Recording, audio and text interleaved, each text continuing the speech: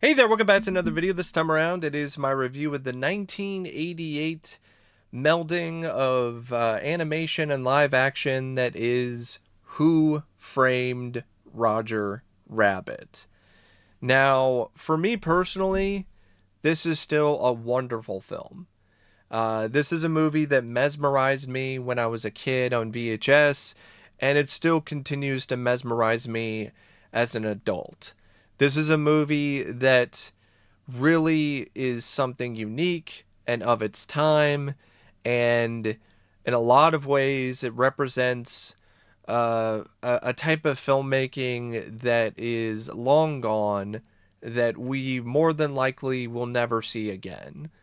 And it's not only a film to me that's special in that regard, but it's also special in so many other ways. From its animation to the direction by Robert Zemeckis to the performances by the entire cast, and its really clever screenplay that combines elements of film noir along with cartoons and creates something that was really, truly, genuinely unique and different.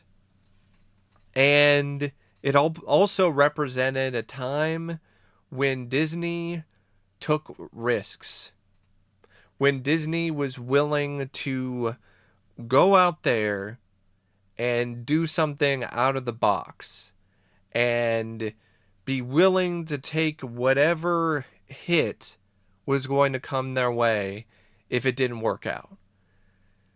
And the kind of ingenuity and creativity that's on display with this film is off the charts, and it really makes for such a genuinely enjoyable experience watching the film.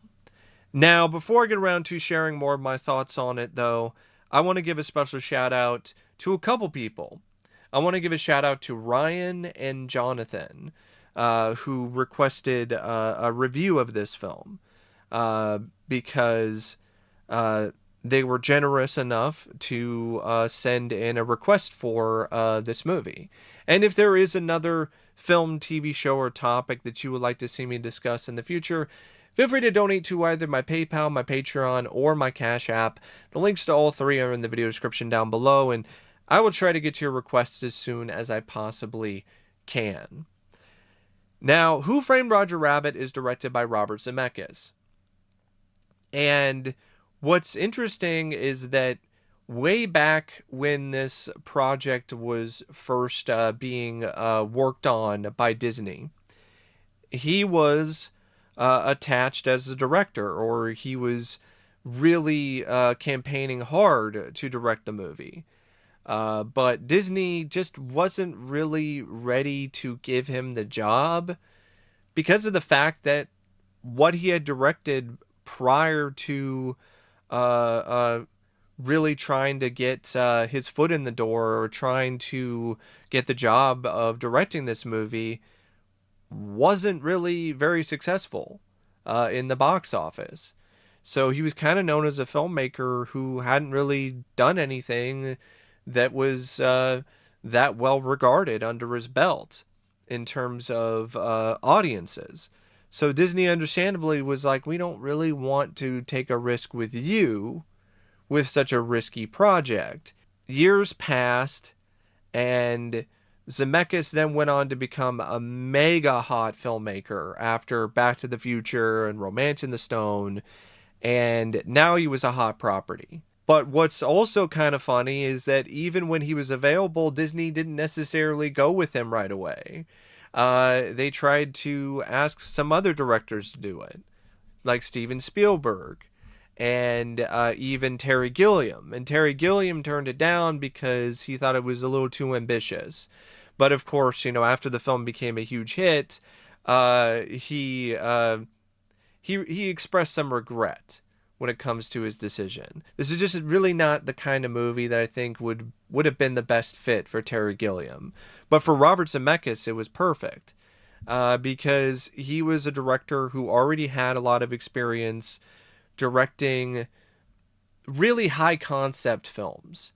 And I'm not saying that Terry Gilliam didn't do that either, but he had experience working with a lot of visual effects, with Back to the Future. And he also had a lot of experience in terms of directing crowd pleasers. Not really something that Gilliam was really the most well versed at, or was really the most versatile when it comes to his filmography.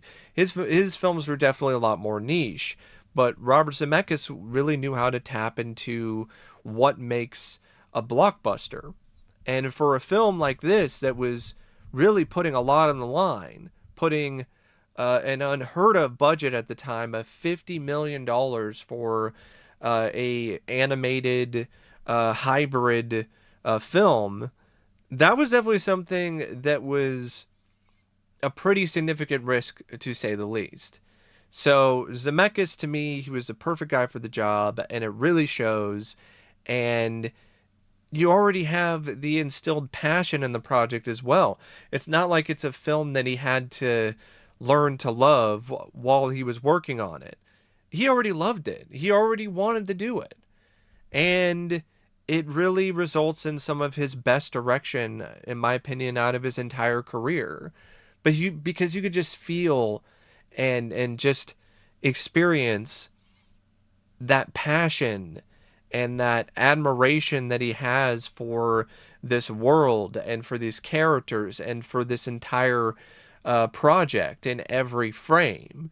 It's just very lovingly crafted by Zemeckis all the way throughout. The framing is really fine and genuinely fantastic when it comes to the scenes, especially when it comes to how he handled the sequences involving the live actors and the animation. The usage of pans, zooms, tight shots, wide shots, varying other degrees of camera techniques to really immerse yourself into this hybrid of tunes and reality, or really honestly more of a throwback world, a world that was very heavily influenced on film noir and the look and the aesthetic of the 1930s and 1940s. And to take those aspects visually and just mash them together in a way that was so masterful is nothing short of incredible. Like, it really is an incredible feat of filmmaking by Robert Zemeckis. And the way that he worked with all of his actors and got the most out of them is also really exemplary. And words can really not express how genuinely difficult of a film this was to make. And he made it look like it was easy, and it was not. There were a lot of scenes where actors had to interact with nothing except for maybe a puppet, maybe some other sort of replacement on set for the animation, but you're still not interacting with something that is able to really interact with the actors in the same way as people actually would on the set. And he did have some stuff too where he did have the actors who were voicing some of these characters act in a given scene, so you would be able to have that give and take. But there's a lot of scenes where that wasn't present. So Zemeckis had to really create something out of close to nothing in a lot of scenes. And that's not easy to do. And it's also a film that understandably had all these different obstacles throughout the production, all these different potential pitfalls and moments where a director could stumble. and he just managed to find a way to get past them almost flawlessly throughout the majority of the production and create something that is still magical to this day. So, yeah, I cannot say enough when it comes to Robert Zemeckis' direction for the film. It just has the perfect amount of cartoon energy mixed with a little bit of seriousness and an edge, and just a great, just really awesome melding of the minds, melding of one man's creative vision with a project that he genuinely adores and appreciates on a very deep level. Now, the film also features a really strong and spectacular script for the most part by Jeffrey Price and Peter S. Seaman, and it's based on Who Censored Roger Rabbit by Gary K. Wolfe, but this is one of the rare scripts that, in my opinion, is significantly better than its source material. Because the novel, it had a completely different plot. It doesn't play out the same way as the film does. In fact, it's almost to the, I think there was actually a point where even the author admitted that the film was better. But he still felt a little bitter because he ultimately tried suing Disney years later. But this is a really unique and really cool concept, and it is very well utilized and executed.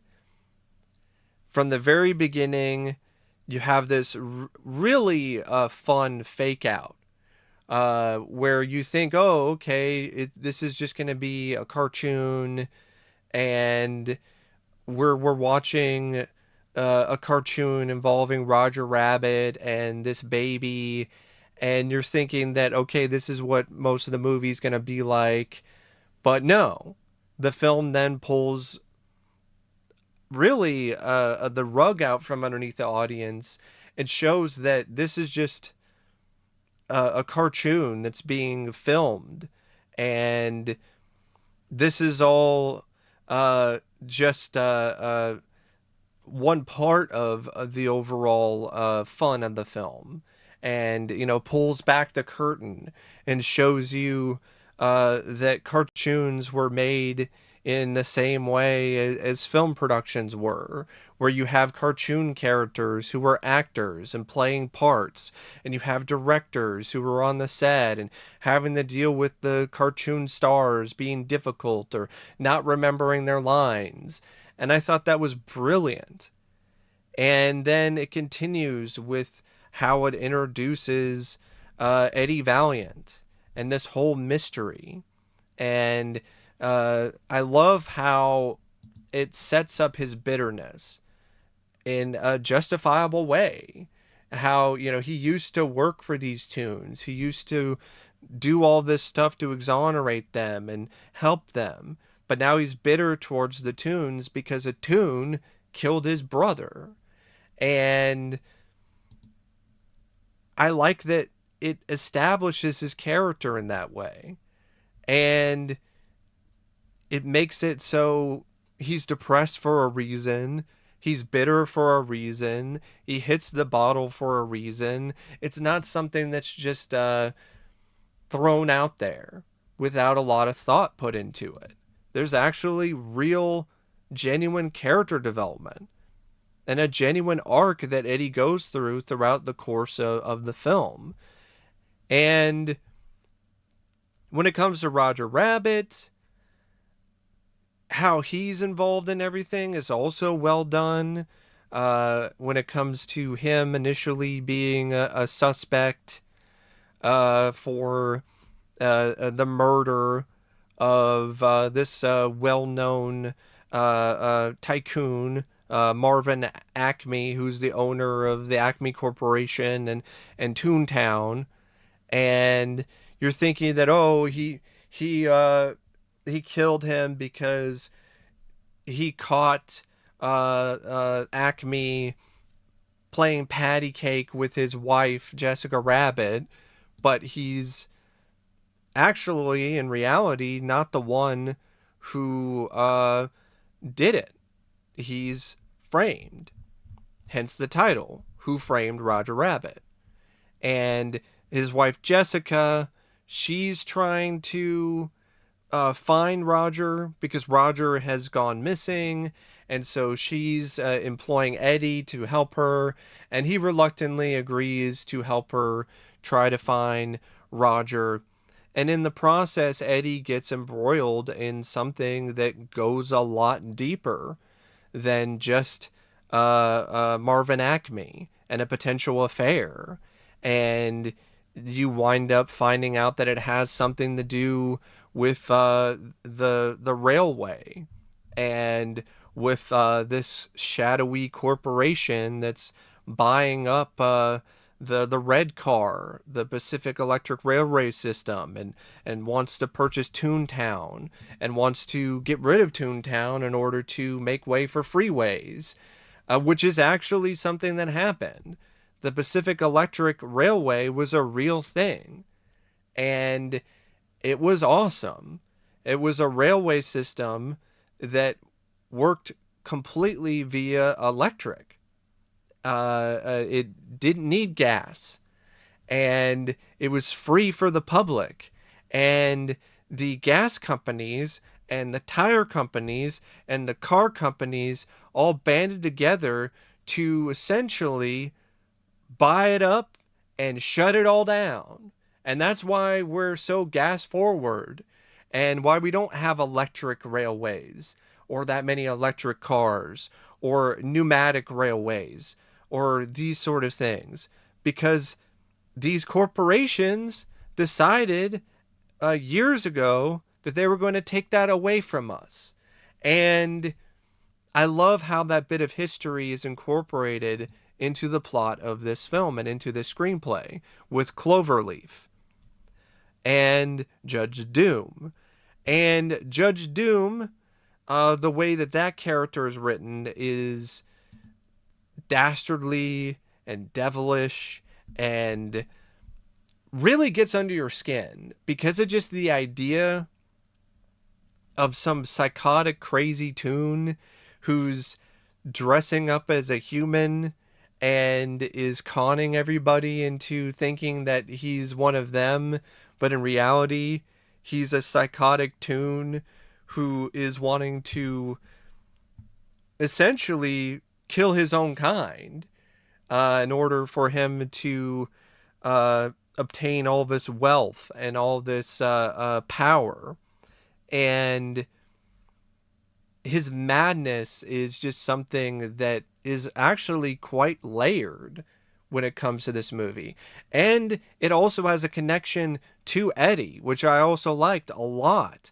That you ultimately find out that he's the same toon that killed Eddie's brother. So then in the finale, in the climax, when Eddie has to find a way to save Roger and Jessica and Toontown from being washed away by the dip, he's not only fighting for them, he's fighting for himself and for the memory of his brother.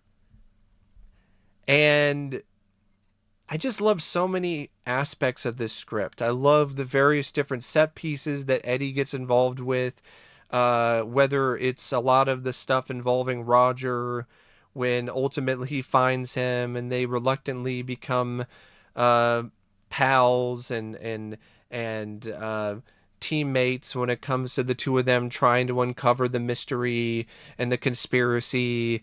And it's a really great odd couple pairing between the two. It really leads to some really funny moments. And I love the stuff between Eddie and Jessica Rabbit. Like, her entrance into the film is something that dazzles in more ways than one. And I love that the villain he's just vicious in a way that's just straight up sadistic and dark and twisted. And it really provides the film with such a significant edge when it comes to its tone that actually still works despite the cartoons popping up throughout the majority of the film. And it actually provides a genuine threat for the cartoons.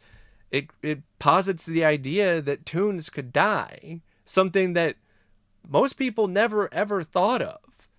Especially kids, we're not thinking that Mickey Mouse or Donald Duck could die. They're cartoons. They can't die.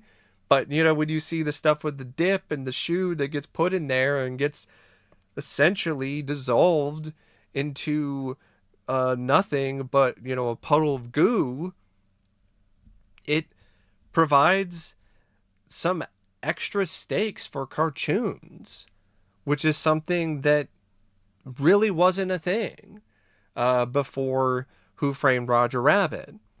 And there's actually some genuine horror elements in this script, which are refreshing and fun in their own right, especially when Judge Doom reveals his true nature in the film's finale, in a scene that is still pretty terrifying to this day, with the whole high-pitched voice and just the way that his eyes turn a certain color, and it's really genuinely the stuff of nightmares. But I love how, despite the darker tone at points, it still finds the right balance. It still has this silly slapstick stuff with Roger or some of the other cartoons. It still has some moments of much needed levity, so things don't get too dark. And like I said, I think the mystery is effective and it's well written, and I think the characters are great and they're very well fleshed out. And for a film that features all these different cartoons that pop in and out of the movie, it genuinely provides some added spectacle for fans of animation. And it provides like Avengers Endgame-esque epic moments, epic crossovers that you see for the first time and the last time. Scenes with Daffy Duck and Donald Duck dueling on pianos at a club. Scenes with Mickey Mouse and Bugs Bunny teaming up to prank Eddie Valiant in Toontown when he's falling out of the sky. There's just a lot of stuff in this that just makes this movie, when it comes to not only the love of animation, but also for animation fans, into something that is really unparalleled, especially for the time, and honestly still to this day. Because like I said, some of these crossovers with the Disney and the Warner Brothers characters, they have not happened again. It's only happened in this movie, and that's one of the many things that makes this film so special. And a lot of it definitely comes down to the script and the strength of it, taking what is already unique and interesting, fun concept from the novel, and then enhancing it and adding to it and creating the villain of Judge Doom, which is unique to this script and to this story, and just taking a lot of elements from film noir and cartoons and some other, you know, genres of film, and just combining them all together into something that is just really unique and immensely enjoyable. And the only knock that I have for this script is that for a comedy film, it's not the funniest story. It's not the funniest script. It's very clever. It has some witty lines of dialogue. It has some moments that definitely will make you chuckle. But there's a lot of stuff in it that, I don't know, I just didn't really find to be that funny, especially for a film that's so highly regarded as an amazing, great comedy. I'm like, yeah, it's a great movie, but I don't ever really put Who Framed Roger Rabbit on a list of best comedies. Like it has some fun moments in it and definitely will provide a few laughs, but Roger Rabbit's stick can get a little old. I have to be honest. And a big part of why the scenes work with Roger Rabbit is really due to Eddie Valiant and the way his character is written and Bob Hoskins' performance. And some of the other stuff, is really just due to some of the sight gags and just seeing characters, iconic cartoon characters, interact with one another. But when it comes to some other comedic elements, I mean, there's a lot of just kind of lazy slapstick and just some stuff that just doesn't really tickle my funny bone. But other than that, I think this is a really phenomenal screenplay. And as great as the film is when it comes to its direction, its visuals, and the script, it wouldn't work anywhere near as well without the right cast. And that's not only the live action cast, it's also the voice cast. But the live action cast is something that was very crucial to the success of this movie. They had to get that right, and they nailed it with the casting.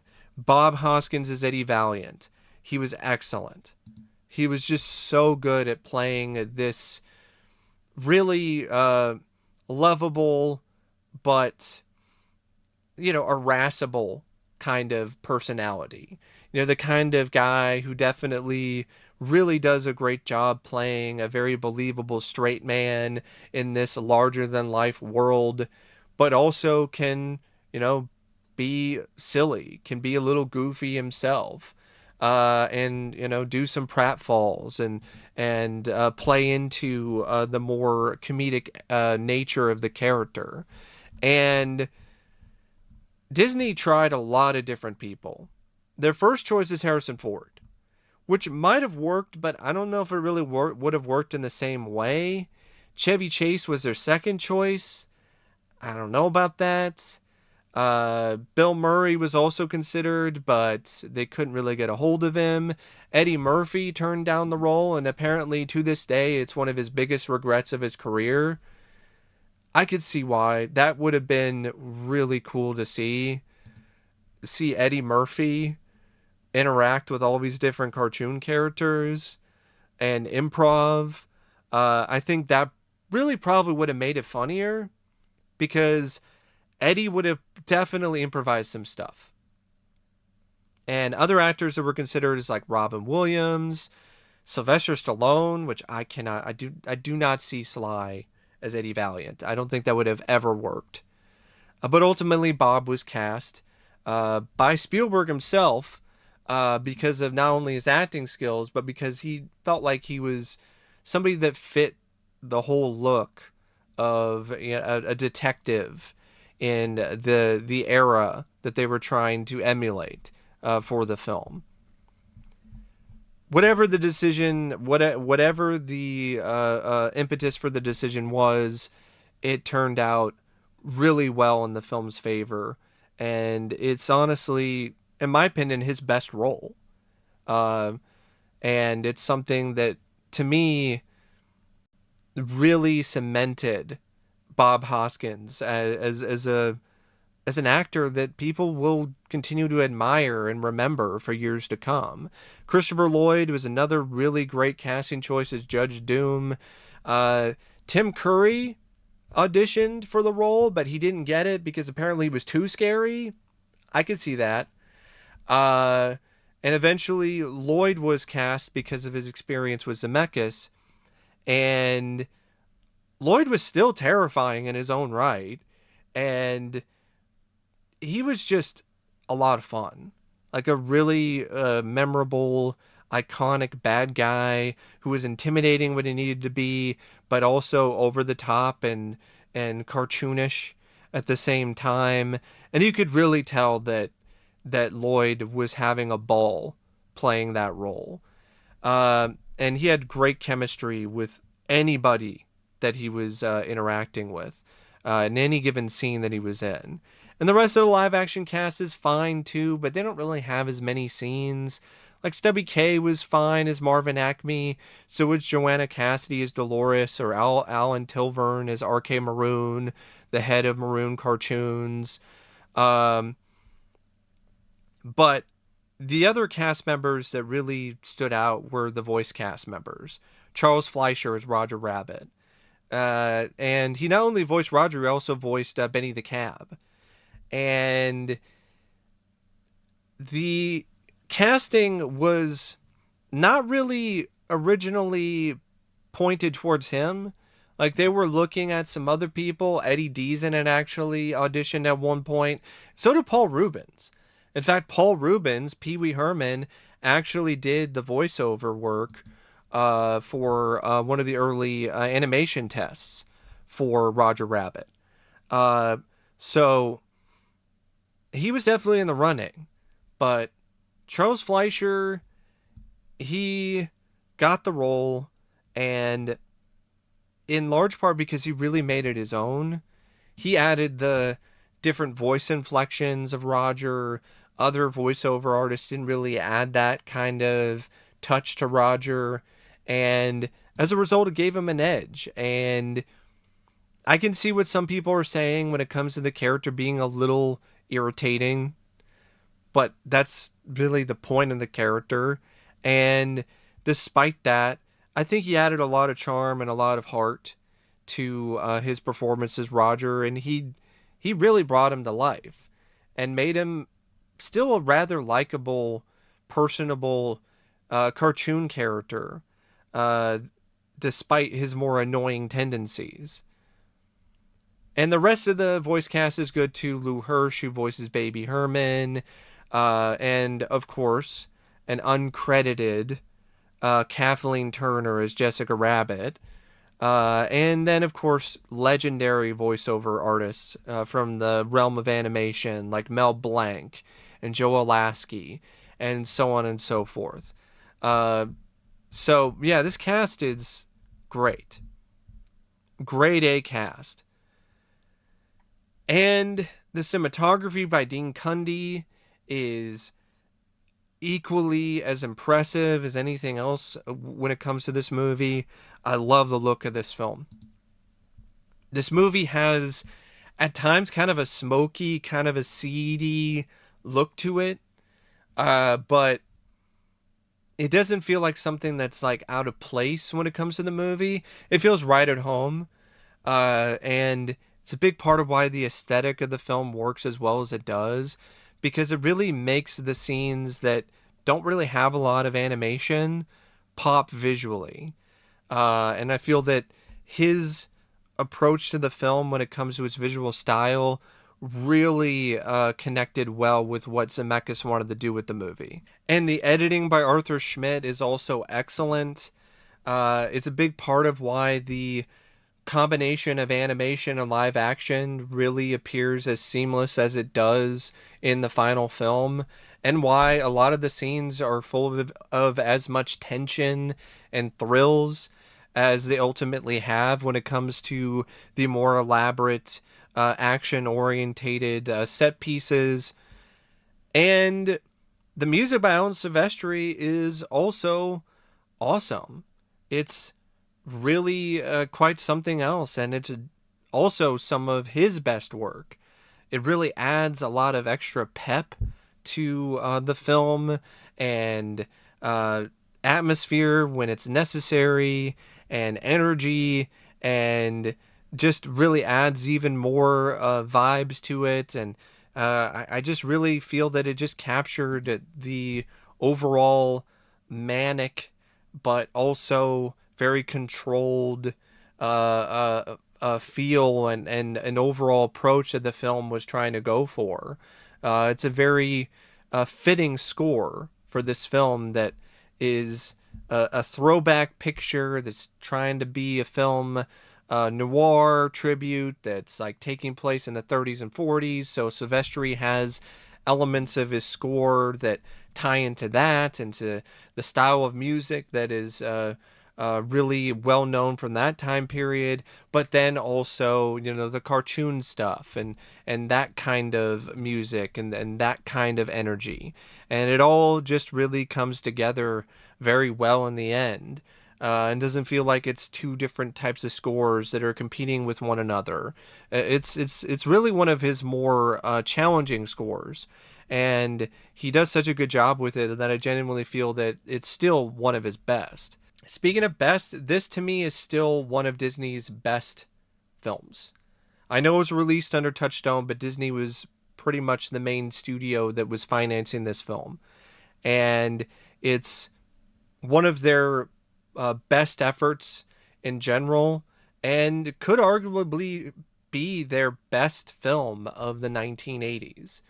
And they made some good films in that particular decade, but I don't really think there was another film that was on the same level as Who Framed Roger Rabbit.